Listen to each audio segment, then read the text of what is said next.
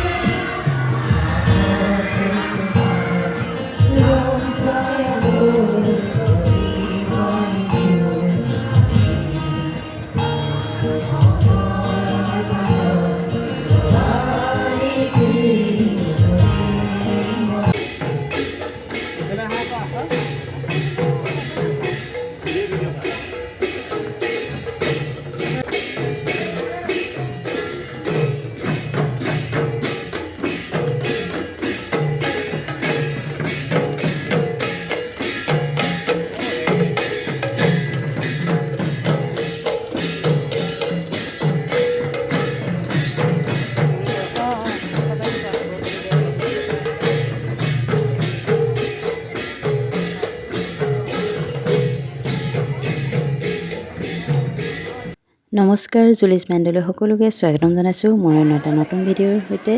আশা কৰিছোঁ সকলোৱে ভালে কুশলে আছে। আৰু আজি হৈছে 16 ডিচেম্বৰ। আজি আছে ল'ৰাৰ স্কুলৰ প্ৰতিষ্ঠা দিৱস, তাকে চাবলৈ বুলি আহিছোঁ আৰু ভাবিছোঁ লগতে আপোনালোককো দেখুৱাম ইয়াৰ তিতাবৰ প্ৰাগজ্যোতিকা ইংলিছ স্কুলত কিনো প্ৰগ্ৰেম হয় আপোনালোককো দেখুৱাম বুলি ভিডিঅ'টো আৰম্ভ কৰিছোঁ। আৰু আজিৰ অনুষ্ঠানৰ ভিডিঅ'সমূহ হয়তো এটা ভিডিঅ' কৰি দিবলৈ অসুবিধা হ'ব, গতিকে পাৰ্ট 1 পাৰ্ট 2 কৰি হয়তো দিম। আজি সকলোখিনি সম্ভৱ নহ'ব, দিয়াটো বহুত দীঘলীয়া হৈ যাব। আজি এই ভিডিঅ'টো যিমান পাৰোঁ দিম, বাকী আৰু পিছত পাৰ্ট 1 পাৰ্ট 2 কৰি দিম বুলি ভাবিছোঁ। আৰু অনুষ্ঠান সঁচাকৈ বহুত সুন্দৰ হৈছে, সঁচাকৈ খুব সুন্দৰ সাংস্কৃতিক অনুষ্ঠান চলি আছে। নৃত্য গীত নাটকৰ সমাহাৰেৰে এক সুন্দৰ অনন্য অনুষ্ঠান আপোনালোকেও আমাৰ লগতে উপভোগ কৰকচোন। আৰু তেওঁলোকৰ খুব স্কিল আছে প্ৰত্যেকজন ছাত্ৰ ছাত্ৰী, কোনোবা নহয় কোনোবা এটা দিশত তেওঁলোক যাবই, গতিকে স্কিলটো বিচৰাত আপোনালোকে সহায় কৰক, কাৰণ এইখন বিদ্যালয়ত স্কিলৰ ওপৰত যথেষ্ট গুৰুত্ব দিয়া হৈছে। ইয়াত হয়তো বিহু মাৰিবলৈ যাওঁতে আৰু এয়া মঞ্চত ভাষণ দি আছে সাংবাদিক চক্ৰপাণি পৰাশৰ ডাঙৰীয়াই। আপোনালোকে আগলৈ ভিডিঅ'টো চাই যাওকচোন, ভাল লাগিব সকলোৱে শেষলৈকে চাই থাকক।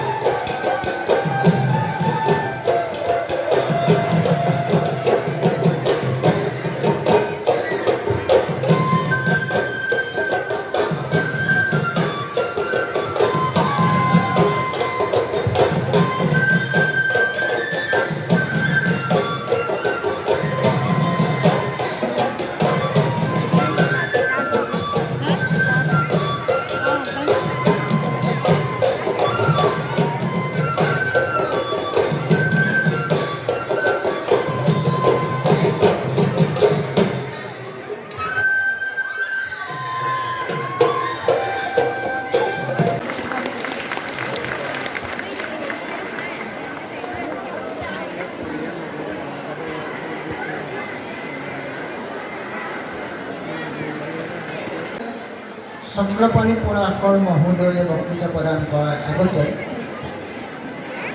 মই মোৰ মনৰ কথাটো কৈছোঁ। আমি আলোচনা কৰিছোঁ এইবাৰ চক্ৰপাণি পৰাশৰ মাতিম, আমাৰ শিক্ষাৰ্থীসকলে বিচাৰে, আমাৰ অভিভাৱক অভিভাৱিকাসকলে বিচাৰে তেখেতৰ সৰলতা, কোনো হুলস্থুল নাই, সৰলভাৱে জীপাল কিছুমান অনুষ্ঠান অনুষ্ঠিত কৰি তেখেতে অসমীয়া মানুহৰ হৃদয়ে হৃদয়ে প্ৰৱেশ কৰিছে। আজি ভাবিছোঁ তেখেতৰ সেই হৃদয়ৰ কথাখিনি আমিও হৃদয়ংগম কৰিম। হাঁহিবলৈ নিজে শিকিবা, কন্দুৱাবলৈ বহুত মানুহ আছে। আকৌ পঢ়িলোঁ, মই এবাৰ অভাৰটেক কৰি গ'লোঁ, আকৌ পঢ়িলোঁ, লিখা আছে হাঁহিবলৈ নিজে শিকিবা, কন্দুৱাবলৈ বহুত মানুহ আছে। তাৰপিছত আহি আছোঁ আজি ৰাতিপুৱা কাজিৰঙা পাৰ হৈ আহিছোঁ, আৰু এখন ট্ৰাকৰ পিছফালে লিখা আছে যে হাঁহিলে অকল আমাৰ দাঁতকেইটাহে ওলায়, অন্তৰখন নোলায়। অন্তৰৰ ভিতৰত কি আছে আমি গম নাপাওঁ, হাঁহিলে অকল আমাৰ দাঁতকেইটা ওলায়। মই সদায় হাঁহি থাকোঁ, কিন্তু ভিতৰত কি আছে মই নিজে গম পাওঁ। তাৰপিছত আহি আছোঁ অলপ দূৰ অহাৰ পিছত আৰু এখন ট্ৰাকৰ পিছফালে আৰু এটা চেণ্টেঞ্চ লিখা আছে। কি হৈছে মই নাজানো, কিন্তু আজিয়ে মই দেখা পাইছোঁ এইখিনি। অৱশ্যে অকণমান মই ইয়াত ৰহণ সানিছোঁ, মই ঘূৰি ফুৰোঁতে ক'ৰবাত দেখা পোৱা এইবিলাক ট্ৰাকৰ পিছফালে লিখা কিছুমান সংলাপ। আৰু এখন ট্ৰাকৰ পিছফালে সেইদিনা দেখা পালোঁ, তাত লিখা আছে যেতিয়ালৈকে দাঁতকেইটা খুলি পৰি নাযায় তেতিয়ালৈকে জীৱনটোত হাঁহিয়ে থাকিবা। বুজি পালেনে কিবা? যেতিয়ালৈকে আমি বুঢ়া নহওঁ, যেতিয়ালৈকে আমাৰ দাঁতকেইটা হাঁহি খুলি এৰাই পৰি নাযায়, তেতিয়ালৈকে আমি হাঁহি থাকিব শিকিব লাগিব, জানিব লাগিব, আৰু আমি কৰি থাকিবই লাগিব। গতিকে মই সেইকাৰণে এটাই সকলোকে আহ্বান কৰিছোঁ, হাঁহি থাকিব, কাৰণ হাঁহিবলৈ আমি নিজেই শিকিব লাগিব, কাৰণ কন্দুৱাবলৈ বহুত মানুহ আছে। দ্বিতীয় কথা, আমাৰ হাঁহিলে আমাক দাঁতকেইটাহে দেখা পায়, আমাৰ অন্তৰখন কেতিয়াও দেখা নাপায়। গতিকে আপোনাৰ হাঁহাত কোনো আপত্তি নাই, আপুনি হাঁহি থাকিব পাৰে। আৰু দ্বিতীয় কথা হ'ল জীয়াই থকালৈকে, দাঁতকেইটা খুলি পৰি নোযোৱালৈকে আমি হাঁহি থাকিবই লাগিব। এইকেইটা কথা মই আমাৰ সমাজখনৰ বাবে ক'বলৈ চেষ্টা কৰিলোঁ। ইয়াৰ পিছতে মই ভাবোঁ আজি ইয়াত ভাষণ বহুত দীঘলীয়া কৰাৰ পৰিৱেশ নাই, কাৰণ বহুতকেইটা অনুষ্ঠান আছে। মই যদি ভাষণ দি গৈ থাকোঁ শেষ নহ'ব, 1 ঘণ্টা 2 ঘণ্টা 3 ঘণ্টা মই এনেকৈ কথা কৈ গৈ থাকিব পাৰোঁ, কাৰণ মই বহুত মানুহৰ পৰা শিকি বুজিহে কথাবিলাক ক'বলৈ চেষ্টা কৰোঁ। কাৰণ মোৰ পডকাষ্টত পলিটিচিয়ানজনো আহে, স্পৰ্টছ পাৰ্চনজনো আহে, APSC ক্লিয়াৰ কৰাজনো আহে, ডক্টৰো আহে, জ্যোতিষীজনো আহে, কণ্ঠশিল্পীজনো আহে, বলিউডৰ ষ্টাৰো আহে, অসমৰ ষ্টাৰো আহে, অভিনেতাও আহে, অভিনেত্ৰীও আহে, কিতাপ লিখাজনো আহে, ঘৰৰ ৰান্ধনীগৰাকীও আহে। গতিকে মই সকলোৰে পৰা নিজৰ কিছুমান জীৱনত শিকিবৰ বাবে তেওঁলোকৰ পৰা চেষ্টা কৰোঁ। আৰু মই ভাবোঁ যেতিয়া আপুনি এজন ভাল শ্ৰোতা হ'ব, তেতিয়া এজন ভাল মানুহ হ'ব আপুনি। তেতিয়া আপুনি বেলেগত আপুনি ভালকৈ কথা ক'ব পাৰিব, আপোনাৰ সাহস হ'ব। আৰু মই প্ৰাগজ্যোতিকাক এইবাবে ধন্যবাদ দিব বিচাৰিছোঁ, এনেকুৱা এখন ডাঙৰ মঞ্চ আমি কেতিয়াও পোৱা নাছিলোঁ। আমি বিভিন্ন অনুষ্ঠানলৈ যোৱাৰ পিছত এনেকুৱা ডাঙৰ এখন মঞ্চ আমি পালোঁ। মই ছয়দুৱাৰ মহাবিদ্যালয়ৰ ছাত্ৰ একতা সভাৰ সাধাৰণ সম্পাদক আছিলোঁ, মেগাজিন ছেক্ৰেটাৰী আছিলোঁ, NCC আছিল, মই C চাৰ্টিফিকেট লৈছিলোঁ। মোৰ উদ্দেশ্য আছিল ডিফেন্সত যোৱা, কিন্তু ক'ৰবাত গৈ মই সাংবাদিকতাত সোমালোঁ, মাছ কমিউনিকেশ্যন কৰিলোঁ গুৱাহাটী ইউনিভাৰ্চিটিৰ পৰা, আমাৰ বাইদেউ য'ৰ পৰা কৰিছে তাৰ পৰাই। তাৰপিছতে জীৱনত মই ইমানেই ৰেষ্ট্ৰিক্টেড হ'লোঁ, ৰেষ্ট্ৰিক্টেড শব্দটো বেয়া হ'ব, মই মানে প্ৰথম NETVত ফেইল, নাপালোঁ ইণ্টাৰভিউত চান্স, প্ৰাগ নিউজত নাপালোঁ, নিউজ লাইভত নাপালোঁ, কেইটামান বন্ধ হৈ গ'ল চেনেল, প্ৰাইম নিউজ নাপালোঁ, ফ্ৰণ্টিয়াৰ নাপালোঁ, ইখনৰ পিছত সিখন বাতৰি কাকতত এপ্লাই কৰিলোঁ, ক'তো নাপালোঁ। শেষত এখন বাতৰি কাকতে মোক দিলে চাকৰি এটা, 300 টকাৰ দৰমহা, সেয়াই মোৰ আৰম্ভণি। আৰু তাৰপিছত আজি এটা অফিচ কৰিবলৈ পাৰিলোঁ, এটা বাৰ্তালাপ মিডিয়া একাডেমি এখন কৰিব পাৰিলোঁ। আৰু এতিয়া সৌভাগ্যক্ৰমে এতিয়া যিবিলাক চেনেলত মোক কাম কৰিবলৈ অফাৰ দিয়া নাছিল, তেওঁলোকে এতিয়া অফাৰ দিলেও মই নোযোৱা হ'লোঁ। মই এইটো গৌৰৱ নকৰোঁ, খালি মই নিজক সেইটো বুজাব বিচাৰিছোঁ আপোনালোককো যে যিটো বাটত বহুত মানুহ যায় সেইটো বাটত বহুত ট্ৰেফিক হয়। গতিকে মই নিজৰ এটা বাট মোকলাবলৈ চেষ্টা কৰিলোঁ, আৰু সেইকাৰণে দৌৰি আছোঁ, চেষ্টা কৰি আছোঁ। আজি ইয়াত পৰহিলা আমাক মাতিছে অভয়াপুৰী মহাবিদ্যালয়। ঠিক তেনেধৰণে অসমখনৰ প্ৰতিটো চুকে কোণে সাংস্কৃতিক অনুষ্ঠান হওক, ভাওনা হওক, স্কুল হওক, ইউনিভাৰ্চিটি হওক, যিকোনো অনুষ্ঠানত আমাক যোগাযোগ কৰিবলৈ চেষ্টা কৰে, আৰু আমি গৈ তাত উপস্থিত হ'বলৈ চেষ্টা কৰোঁ।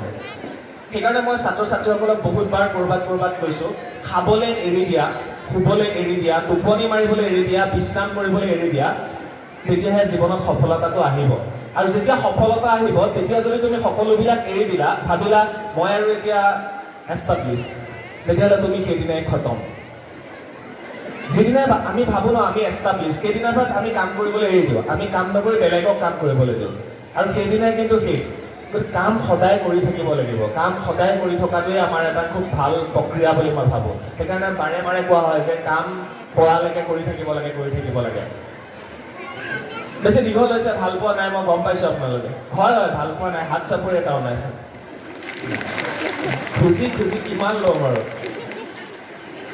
মই ছাত্ৰ ছাত্ৰীক এটা শ্লোক ক'ব বিচাৰিছোঁ সংস্কৃত আছিল মোৰ মেট্ৰিকত সংস্কৃত আছিল পিছলৈ মই হিষ্ট্ৰীত অনাৰ্ছ লৈ পেলাই পাছ কৰিলোঁ ছাৰ হিষ্ট্ৰী হয় এটা কবিতা মই তেতিয়াই পঢ়িছিলোঁ সংস্কৃতত যে কাকু চেষ্টা বকুত ধ্যানম শ্বান নিদ্ৰা তথৈব চ অল্পাহাৰী গৃহত ত্যাগী বিদ্যাৰ্থী কৌশলক্ষণম এই কবিতাটো যেতিয়া সংস্কৃত আছিল তেতিয়া মোৰ সংস্কৃতৰ ছাৰজনে খুব ধুনীয়াকৈ বুজাই দিছিলে এই কবিতাটো মনত থাকি গ'ল মই কিয় নাজানো যে কাকু চেষ্টা কাউৰীৰ দৰে চেষ্টা বকুত ধ্যানম বগলীৰ দৰে ধ্যান শ্বান নিদ্ৰা কুকুৰৰ দৰে নিদ্ৰা অলপ আহাৰ গ্ৰহণ কৰিব লাগে আজি আৰু এজন ডাইৰেক্টৰ ছাৰক মই